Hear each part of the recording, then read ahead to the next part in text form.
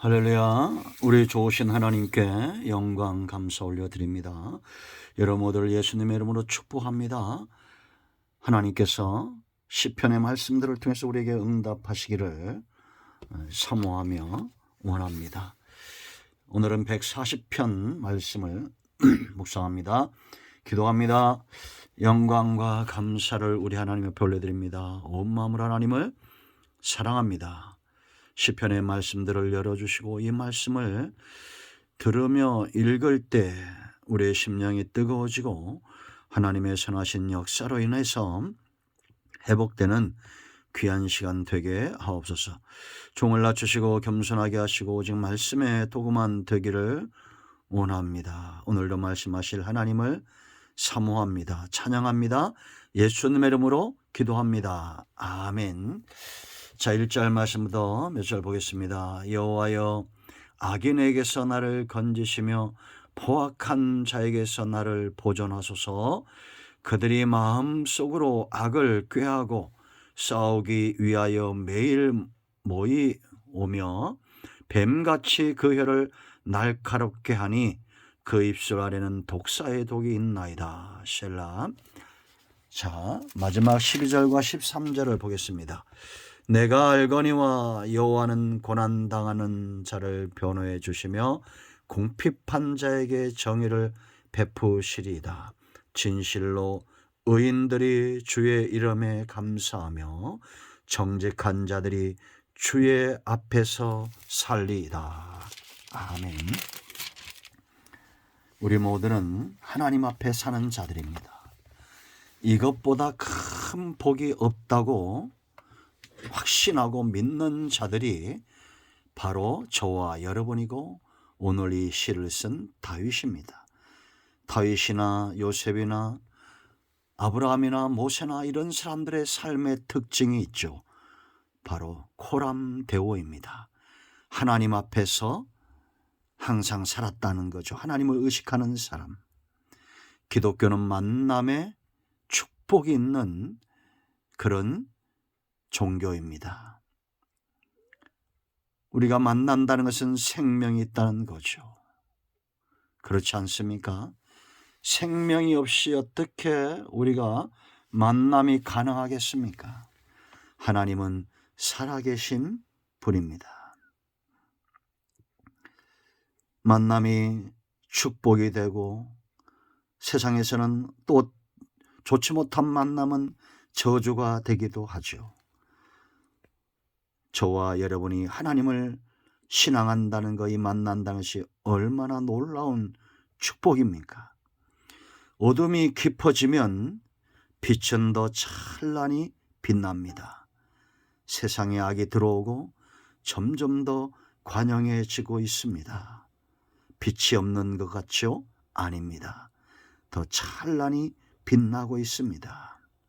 어느 시대보다 하나님과 그 입에서는 나오는 말씀이 하나님의 긍휼의 사랑이 절실하게 필요할 때입니다. 140편은 다윗이 시를 썼는데 그 주변에 이 어둠이 너무 깊은 거예요.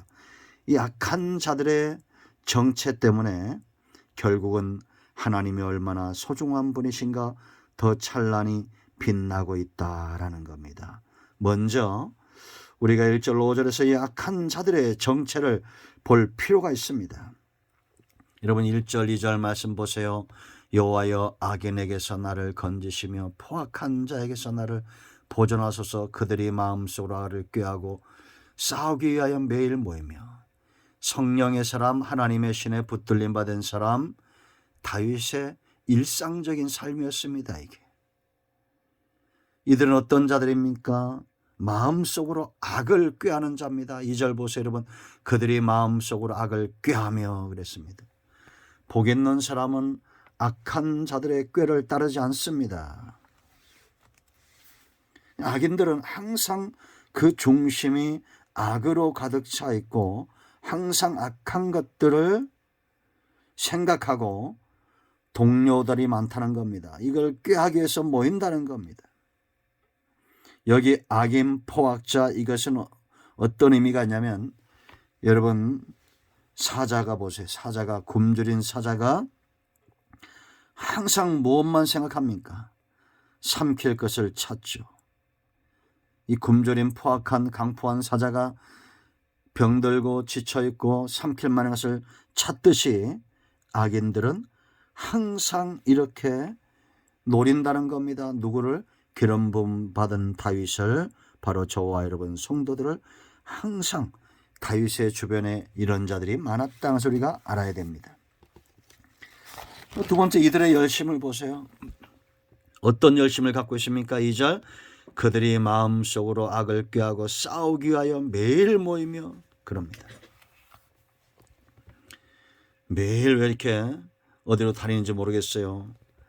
여러분, 우리가 동네에서도 보면 우리가 무슨 반상일 한다, 뭐 한다, 끼리끼리 모인다, 사람들이 막 모이면 주로 어떤 일들을 많이 합니까? 건설적이고 사랑을 베풀고 나누어 주고 이런 것들을 끊임없이 우리가 생각하고 나누고 해야 되지 않겠어요? 여당이든지 야당이든지 정말 하나 돼서 국민을 해야 될 만한 그런 시기가 왔음에도 지금 북한에선 미사일을 쏴대고 있죠. 러시아와 중국은 지금 또 하나 되기 위해서 모이고 있죠. 계시록대로 되고 있잖아요. 우리나라는 또 일본과 또 저렇게 하고 유럽의 연합들이 모이고, 이런 모임들이 정말 선하고 아름다운 모임이어야 되는데 전쟁을 막기 위한, 전쟁을 하기 위한 모임이라고 생각해 보세요. 여러분, 양은 들에서 열심히 뭐만 합니까? 꼴을 찾기 열심입니다.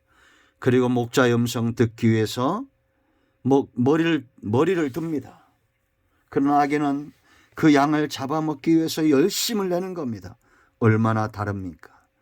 생각이 악으로 가득 차면 싸움꾼이 되고, 생각이 의와 선으로 가득 차면 사랑하기 바쁩니다. 사울왕 보세요. 다윗을 죽이려고 군대를 소집합니다. 매일같이 그를 쫓아다닙니다. 그러나 다윗은 산과 들과 토굴로 피하며 하나님의 말씀을 양처럼 사모합니다. 열심을 냅니다. 우리에게는 어떤 열심이 있어야 합니까? 세 번째 3절 보세요. 이들의 혀는 뱀같이 그 혀를 날카롭게 하니 그 입술 아래에는 독사의 독이 있나이다. 이렇게 말합니다. 뱀의 혀를 가졌다는 거예요. 의인과 악인의 분별은 그 말하는 것에 있습니다. 악한 자들은 독사혀를 가졌다. 여러분, 뱀의 사명은 어떤 게 사명입니까? 무는 게 사명이요, 물면 죽습니다. 그러므로 독사에게 우리가 다가가서 괜히 그것을 만지려고 할 필요가 있어요, 없어요? 없습니다. 그러나 의인의 입은 생명나무와 같다. 잠언 15장 4절입니다. 생명나무의 열매와 같다는 거요, 사람들을 살린다는 겁니다. 살리는 말을 한다는 겁니다. 그런가 하면 네 번째 이야기들은 4절 5절 말씀 보세요. 그들이 4절 하반절에 그들은 나의 걸음을 밀치리 하나이다. 교만한 자가 나를 해하려고 올무와 줄을 놓으며 길 곁에 그물을 치며 함정을 두었나이다.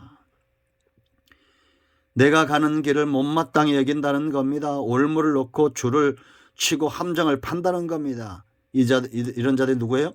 교만한 자입니다. 하나님이 없다고 여기는 자들입니다. 그러나 우리는 하나님의 신에 붙들림 받고 하나님께 이끌림 받아 그 길을 걷는 자들이기 때문에 이런 사탄이 함정을 놓는 거예요. 그러므로 여러분, 이렇게 원수들에서 어둠이 깊어질 때 악의 이처럼 어두울진데 우리 하나님은 얼마나 빛날까요? 6절로 13절 말씀까지 보세요. 다윗이 내가 아는 하나님이라고 말합니다. 12절 13절에 이 하나님은 어떤 하나님입니까?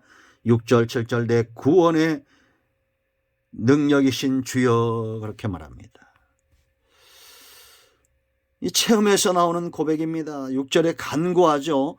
내가 여호와께 말하기를 주는 나의 하나님이시니 여호와여 나의 간구하는 소리에 귀를 기울여주소서. 왜 이런 간구를 하느냐? 과거의 7절 말씀 보면 전쟁의 날에 주께서 내 머리를 가려주셨다, 보호하셨다, 살려주셨다. 머리는 생명이잖아요. 악인들이 우리의 머리를 노릴 때 하나님이 보호해 주신 겁니다. 그러므로 악인들은 없어지지 않기 때문에 우리는 하나님께 피하는 지혜로운 자가 되어야 됩니다. 두 번째, 반드시 이루어지는 것은 하나님의 뜻이지 악한 자들의 꾀가 아니라는 걸 알기 때문에 다윗이 하나님 편에 서서 기도하는 겁니다. 우리는 하늘에서 이루어진 뜻이 이 땅에 이루어질 것을 확신하는 자들입니다. 그러므로 그런 확신 있는 중심의 가슴에 어떻게 악한 꾀가 들어가겠습니까? 8절 보세요. 여호와여 악인의 손을 허락하지 마시며 그의 악한 꾀를 이지 못하게 하소서. 그들이 스스로 높일까나이다. 교만한 자들이 있죠. 스스로 높아지는 자들, 악한 꾀를 가지고 있는 자들입니다. 그러나 그들의 꾀는 절대 이루어지지 않을 겁니다. 오직 하나님의 뜻이 이루어지기 때문입니다. 그래서 9절에 나를 에워싸는 자들이 그들의 머리를 들 때에 그들의 입술의 재난이 그들을 덮게 하소서. 그들의 꾀로 인하여 오히려 그들이 망하게 된다는 겁니다. 뜨거운 숯불이 그들 위에 떨어지게 하시며 불 가운데와 깊은 웅덩이에 그들로 하여금 빠져 다시 일어나지 못하게 하소서. 의인을 위하여 웅덩이를 파던 자들이 도리어 그 웅덩이에 빠지는, 여러분 구약에 누가 있었습니까? 다윗이 아마 그 사건을 기억했겠죠. 사드락과 메삭과 아벳노고의 대적들이 그들을 풀무불에 던질 때 결국은 누가 빠져 죽었습니까? 대적들이. 그리고 하나님을 대적하는 자들이 누구든지 하나님을 거역하는 자들은 이 풀무에 던져질 것이라고 다리오 왕이 명령을 하죠. 여러분 11절 보세요. 악담하는 자는 세상에서 굳게 서지 못하며 포악한 자는 재앙에 따라서 패망하리이다. 아멘. 망한다는 겁니다. 다시 일어설 수 없다는 겁니다. 참으로 하나님은 그 하나님과 그 백성을 대적한 자들이 이와 같다는 겁니다. 그 세 번째 보세요. 12절 13절 내가 아는 하나님 그럽니다. 내가 알거니와 뭘 알았다는 겁니까? 여호와는 고난당하는 자를 변호해 주시며. 변호한다. 누가 변호할 수 있겠어요? 이 모든 고난 중에서 우리에게 필요한 것, 우리의 중심, 우리의 마음을 아시는 그런 존재가 변호자가 될 수 있는 겁니다. 궁핍한 자에게 정의를 베푸시고, 세상은 유전무죄, 무전유죄 지금도 있는 것 같아요. 그렇지 않습니까? 어떻게 50억씩 받아먹고도 무죄가 되고, 참 이런 세상이 우리 눈앞에 왔습니다. 하나님의 진노가 두렵지 않은 자들입니다. 3천만 원에 사서 수천억의 이익을 남기는 이런 시대입니다. 13절 보세요. 진실로 의인들이 주의 이름에 감사하며 정직한 자들이 주의 앞에서 살리이다. 의인과 정직한 자들은 이런 어둠이 깊을 때에 하나님 앞에서 산다는 겁니다. 어둠이 깊어지는 세상입니다. 하나님과의 관계를 더 깊고 견고히 할 때입니다. 어둠이 깊어진다고 염려하지 마시고 빛 가운데 나가는 우리 모두가 되기를 축원드립니다. 기도합니다. 예수님의 이름을 의지하기도 합니다. 이 말씀대로 되게 하여 주시옵소서. 우리 가운데 마음이 상한 자, 병든 자 치유하시고 회복시켜 주시기를 원합니다. 예수님의 이름으로 사모하며 축복하며 취하며 기도합니다. 아멘. 할렐루야. 응답되었습니다. 여러분 모두를 축복합니다. 아멘.